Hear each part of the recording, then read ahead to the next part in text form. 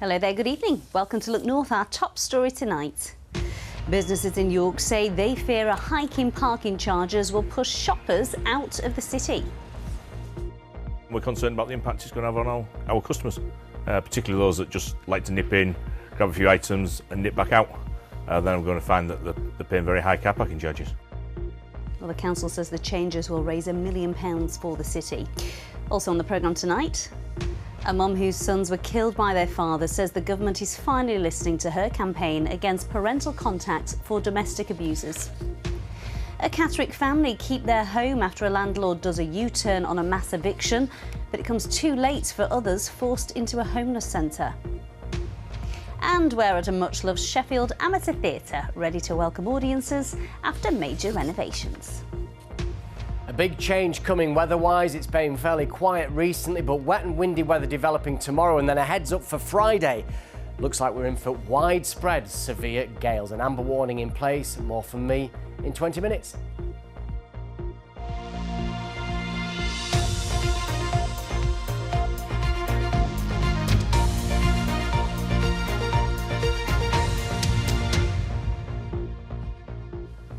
Hello there, thanks for your company tonight. If you enjoy going into York for shopping or visiting the attractions, listen up, because there are plans to increase the cost of parking in York by over 50% at peak times.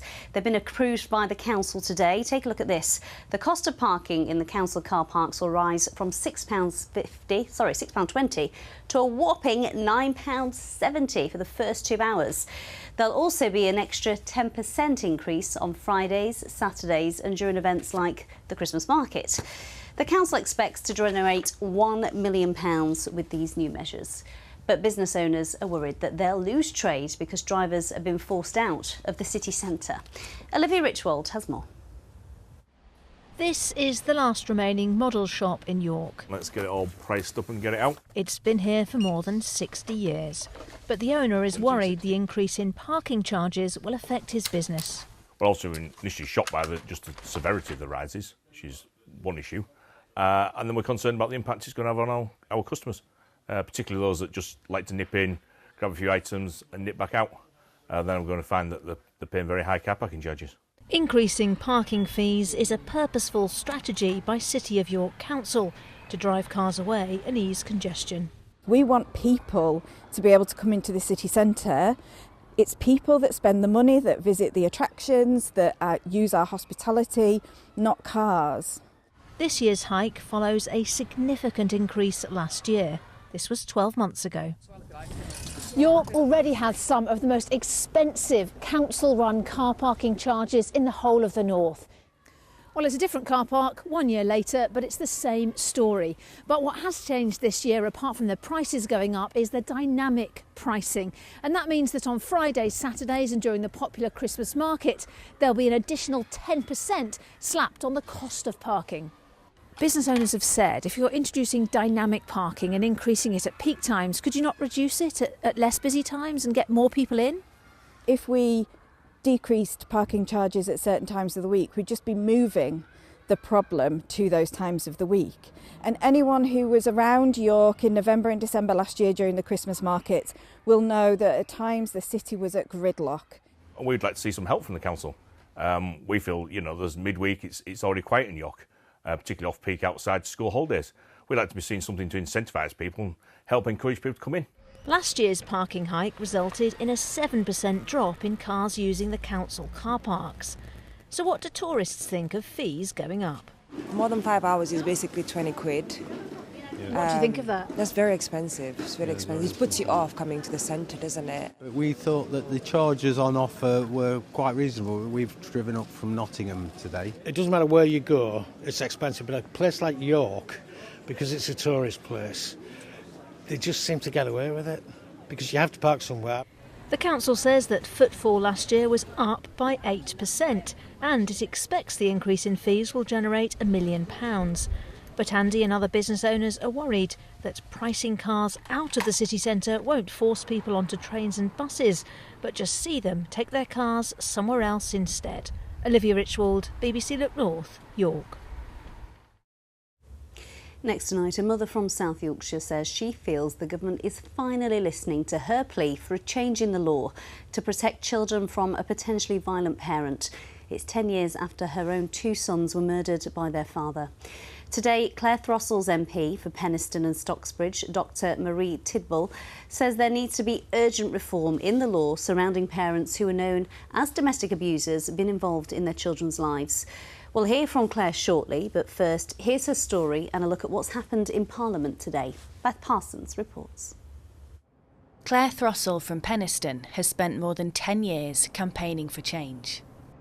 Her sons, 12-year-old Jack and 9-year-old Paul, were killed by their father, Claire's ex-husband, in October 2014. He lured them into the attic of his home before setting fire to the house. He also died in the fire. It's 10 years since I hugged both of them. I think the last 10 years I've just built up a life around them. Since then, Claire has been campaigning to stop dangerous abusers being given unsafe contact with their children. She says she knew he was a danger to the boys and had repeatedly warned officials, yet he was still granted unsupervised contact. No other children should have to die at the hands of a parent who should love them and protect them. Currently, the presumption of contact is a legal principle that assumes children benefit from contact with both parents unless they're deemed dangerous. But it didn't work for Jack or Paul. Today, it was debated that the presumption of parental contact should be earned and not given automatically. It was led by the MP for Penistone and Stocksbridge, Dr Marie Tidball. No more towns like mine left to grieve. No more parents given the ultimate sacrifice of a life sentence of losing a child at the hands of an abusive spouse or partner. The change would make a child-centred approach, so it would put the children's interests first rather than the assumption about any contact with parents. At the end of the debate, Minister of State Sarah Sackman said the findings of a review done by the previous government in 2020 are on the way, along with a policy response. In her words, it's not simply enough to have a review, it's important that we act on it. Beth Parsons, BBC Look North. Well, earlier I spoke to Claire Throstle, who attended that meeting in Parliament, and I started by asking her what she thought of what she heard today. I've taken a lot of positivity out of this debate today. To know that this government has committed to looking at a review of the presumption of contact, and the Ministry of Justice attended today and responded and said that they are ready to publish their findings on presumption of contact at some point this year. So does that give you reassurance that the government is listening? Yes, it does. Finally, 10 years and too many children's lives later, they are finally responding to the harm report, to the campaign, to the petition, and are listening. Claire, this must have been a really emotional morning for you as well, because as you say, you've been fighting for this change for 10 years. Yes, 10 years. And I can't quite put into words what it felt like to finally hear Jack and Paul's names in that chamber. The campaign began all because of a serious case review when they didn't name Jack and Paul. They were never a child A and a child B. They are Jack and Paul. They had lives and their lives mattered, and they should never have had them taken away from them on a court-ordered visit. Claire, 10 years on from losing your boys, how confident are you that change is happening?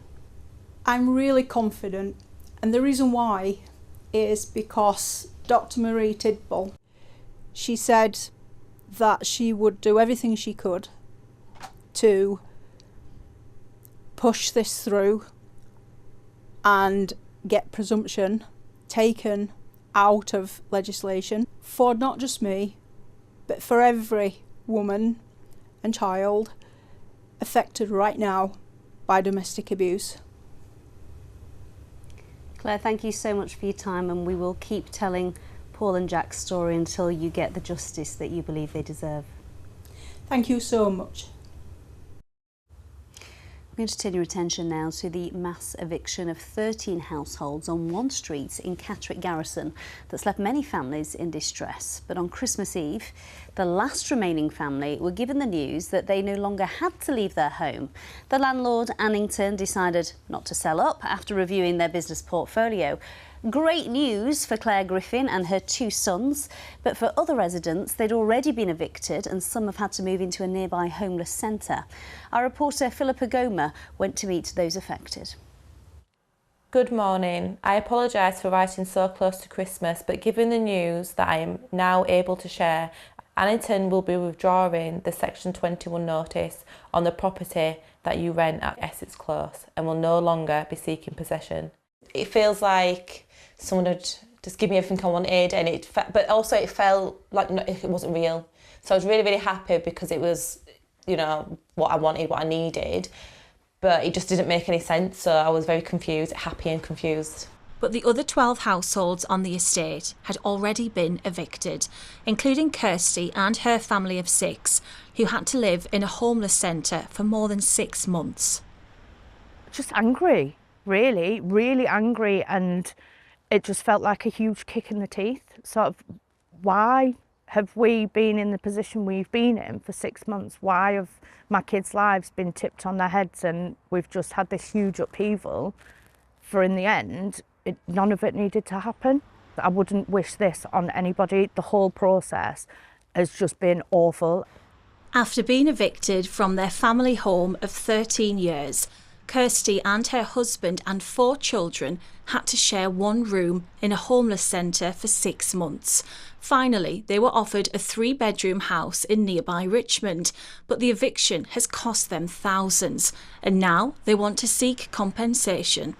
I am going to look into the possibility of sort of seeing where we stand with something like that, seeing if there's any way that we can get them to maybe reimburse the service charges and storage fees and whatnot that we've had to pay out. Whether or not that will come to fruition, I don't know, but it's definitely something we'll be looking into. Claire hopes new families will move into the empty houses on Essex Close soon, and her 2 sons can make new friends.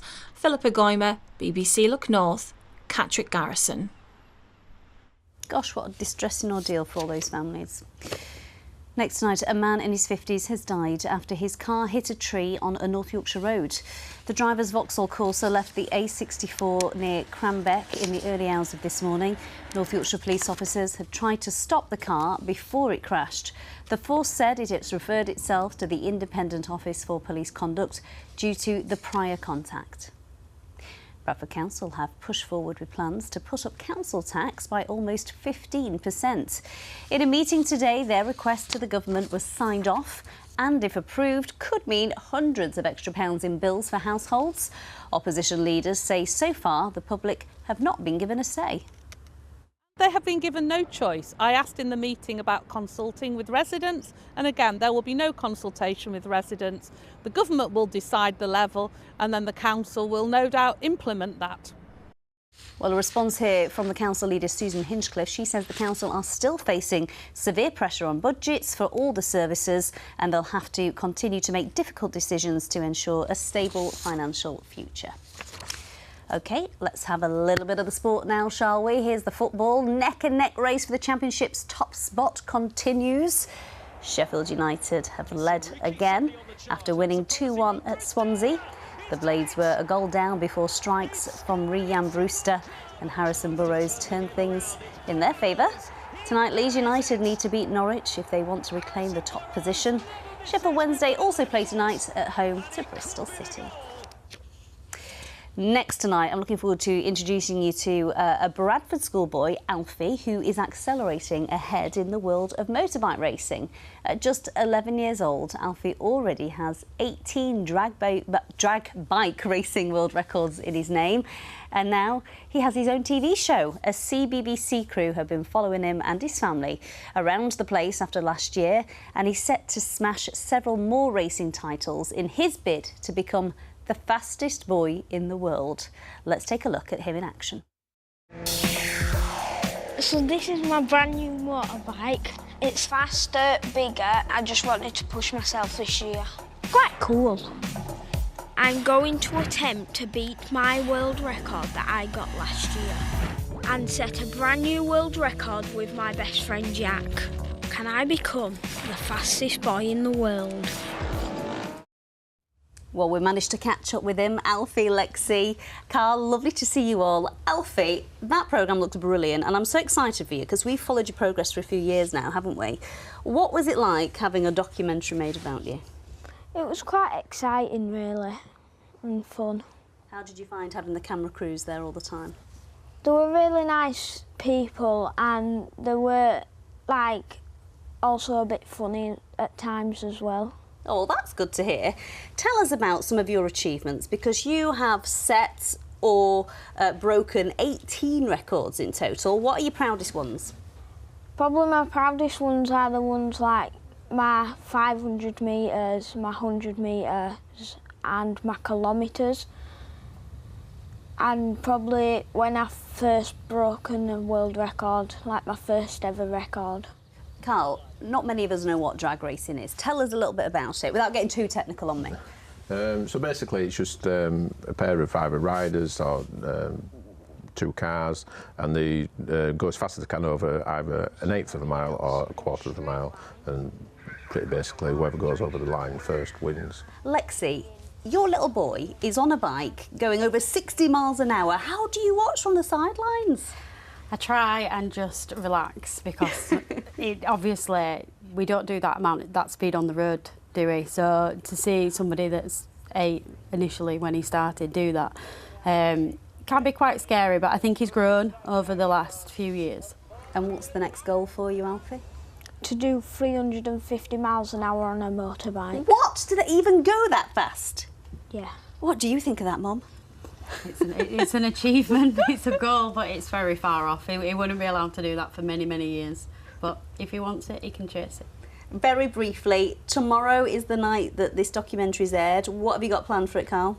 We've got family and friends. We're all going to meet up and we're going to a local community centre where they're going to air it on the TVs there, and yeah, so it should be nice. We're quite a few of Alfie's friends coming, his best friend Jack as well, who we did the record with on the sidecars, coming along as well, so a big celebration. Nice. Enjoy that moment in the spotlight, won't you, Alfie? Let us know when you're trying that record of 350 miles an hour, we'll be there. I won't ride alongside you, but I'll be there watching from the sidelines. Well done. Thank you. And you can watch My Life, the fastest boy in the world, tomorrow at 6 p.m. on CBBC and BBC iPlayer. Now, the Montgomery Theatre and Arts Centre has reopened in Sheffield after a £1.5 million revamp. It's fondly known as the Monty. It's home to many of the city's amateur dramatic troupes. I need to put my teeth back in tonight, don't I? It's now going to be under the wing of Sheffield Theatres, who look after the professional Lyceum and Crucible stages just around the corner. Treading the boards for us tonight, who can it be? Of course, this has got Tom Ingall's name all over it. There's a smile back in the Monty's windows. Cinderella this weekend, Robin Hood next weekend. In the foyer, flyers for future attractions. Just as it should be, as this grand dame of the Sheffield theatre scene returns to life. If you came into the Monty before, you might remember it had quite a dark and dingy foyer. Well, look at it now. Bright, airy and open. But the most important thing about this recent £1.5 million overhaul are the new lifts, which means finally, in this building's history, which stretches well over a century, it's fully accessible and open to everyone. Upstairs, comfortable seats await. And there have been some changes off stage too. This bastion of amateur theatre is now going to be run by Sheffield theatres, who look after the Crucible and Lyceum. There is such an appetite in Sheffield to come and see amateur theatre. And what we're going to do is continue for the Montgomery to be a great home for it. We know the incredibly important role that Montgomery plays in the community, and we just felt we could get behind that, continue supporting what it does so brilliantly as part of the Sheffield Theatres family. Over the years, many amateur companies have been able to take to the boards here and welcome a sizable audience. The stage is now fully accessible too, which means a whole new generation of performers can make their mark. But passion aside, looking after a building of this age needs expertise, and that's where the new Sheffield Theatres partnership could really deliver for the Montgomery. We will continue, as we do with all our buildings, investing in them to make sure they're fit for purpose and are kind of high quality theatre spaces, no matter who's using them. What we're going to be doing as much as possible is trying to link up, but also as well making sure that Montgomery keeps its identity. So yeah, doing stuff together, but also it's really special as it is. Time to strike up the band and raise the curtain. A whole new act in this theatre's history is about to begin. Tom Ingle, BBC Look North, Sheffield. Now, before we move on to the forecast, it might have been a bit nippy this morning, but this is certainly going to warm your heart. A winter sports day. 27 young athletes from Kids Planet nurseries in Leeds braved the cold and tested their athletic abilities at White Rose Park. It was inspired by a report which shows outdoor play can significantly boost children's mental health, and they are so cute as well to go with it, aren't they? Well, Paul's here now. Paul, you've had us planet watching all week. Can we see them tonight? Well, ever since I mentioned it with you, it's been cloudy, hasn't it? I mean, I saw it last Thursday night, but it was just a reminder that those planets are still in the sky. It's a parade of planets, and we've got a reminder with the graphic that we used last week because the cloud breaks are coming through. So don't forget, in the southwest, Venus and Saturn. In the middle, Jupiter. To the left is Mars, and then Uranus and Neptune. You do need a telescope. In the next few nights, hopefully the cloud will break, maybe tonight, but I think more importantly tomorrow evening and Friday evening. Despite the fact there's stormy weather on the way, Friday evening could be clear, so you could see all those planets. It's a 1 in a 10 to 20 year event. Let's talk about this storm on Friday, because I've got plans. Yes, Do I know. need to change what I'm doing? Well, that's up to you. I don't give personal advice, but I'll give you an accurate weather forecast. And it's the next named storm, and the Met Office have increased the level of warning to an amber warning, and that's for quite a wide part of Yorkshire. We're looking generally 50 to 60 miles an hour, but could be around or in excess of 70 miles an hour in some spots. Now, the weekend before Christmas, on the Saturday evening, we got 74 miles an hour at Emily Moor. It looks as though it's going to be along those lines, and the peak gusts will be Friday afternoon, Friday evening. So because it's coming at that time, there is a risk of some disruption. But of course, I'll have an accurate forecast, and you can make your own decision what you're doing on Friday. Oh, I still don't know. Anyway, crack on. Because if I get it wrong, I'll never hear the end of it. Right, let's have a look at a couple of pictures that you've sent in. There's Kettlewell. I don't think it is. That's wrong. That's actually Home Moss. So we'll move on, and I'll talk to my personal assistant later. And that is Cawthorne, that's right, and there was a bit of blue sky there, lots of sunshine. What a tonic it was. It didn't last too long, but Yorkshire Tech got out there and enjoyed the blue sky. Right, address is on your screen, and if that diagram was too quick, there's a little explainer I've done on Instagram and on X for the night sky over the next few nights. And of course, send your pictures in to me on those addresses too. So we'll start with the warning for Friday. A heads up, an amber warning in place for widespread severe gales, peak gusts Friday afternoon into Friday evening. And basically it signals that the weather's changing. It's going to become very lively, driven on by a powerful jet stream. That's the next named storm. Saturday not looking too bad, a ridge of high pressure. This system bringing showers on Saturday night, and then as we head into early next week, it looks unsettled and often windy. You can see the breaks there in the cloud sheet. They didn't last very long, but it was quite a tonic, certainly here in Leeds, and as we saw, Cawthorne near Barnsley. Overnight then, we'll see the cloud amounts gradually breaking up. Where we get some decent cloud breaks, there'll be some mist and patchy fog, and we'll see lowest temperatures around freezing point. watch out for 1 or 2 icy patches. Now, tomorrow's high water time, Scarborough 10:30, Bridlington at 11:10. So tomorrow morning, a brightish start. There should be a little bit of sunshine around. Not going to last. The next system rattling in. Rain onto the Pennines mid to late morning. It sweeps eastwards, so it's really wet and windy for a time. That rain clears to showers, 1 or 2 wintry over the tops of the hills. And with that strengthening wind, it's going to feel quite cold, despite the fact 7 is close to average for this time of the year. Let's have a look at the all-important further outlook. Well, actually, weather-wise, Friday, once the overnight rain clears, is going to be quite sunny, but very strong gusts. We can highlight here roughly 50 to 60 miles an hour, but much higher where you've got exposure to that southwesterly wind. Fine Saturday, Sunday into next week. Very unsettled showers, even longer spells of rain. That's the forecast. You said tonic a few times there. You planning a gym when you get home? Is it on the brain? Am, actually, yes. Did I? There's a bit of Freud going on there, isn't there? Dry January didn't happen then. Didn't last very long. Definitely not, no. Well, that is it from us, but we are back with your late news at 10:30 this evening. Bye-bye.